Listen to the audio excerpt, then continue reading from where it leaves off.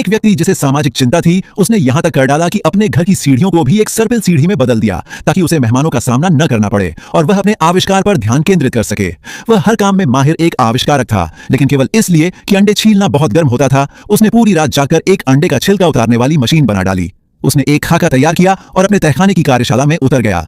उसने एक कुर्सी हटाई, हथौड़ा निकाला और फिर नीचे चला गया। उसने लकड़ी को समतल किया, फिर वेल्डिंग टॉर्च से उसे जोड़ दिया। उसने मशीन को पैडल से चलाया, हर कदम को सावधानी से जांचते हुए। उसने सिलाई मशीन के गियर को दबाया और जल्दी ही एक काला स्प्रिंग तैयार हो गया।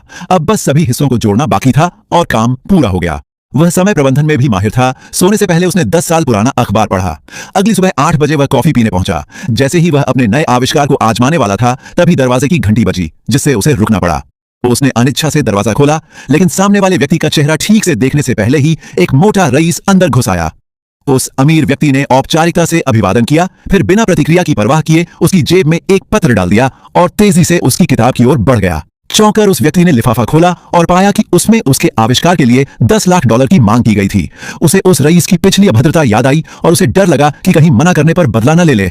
उसका दिल जोर जोर से धड़कने लगा। तभी उसके मन में एक विचार आया और वह तेजी से तहखाने की ओर भागा। अगले दिन जब रईस फिर आया तो वह व्यक्ति बिल्कुल शांत था। उसने कहा कि रईस कभी उसके कमरे तक नहीं पहुंच पाएगा क्योंकि वह एक अनंत रूप से घूमने वाली सीढ़ी का इस्तेमाल कर रहा था। आखिरकार वह व्यक्ति शांति से अपने अंडे खा सका।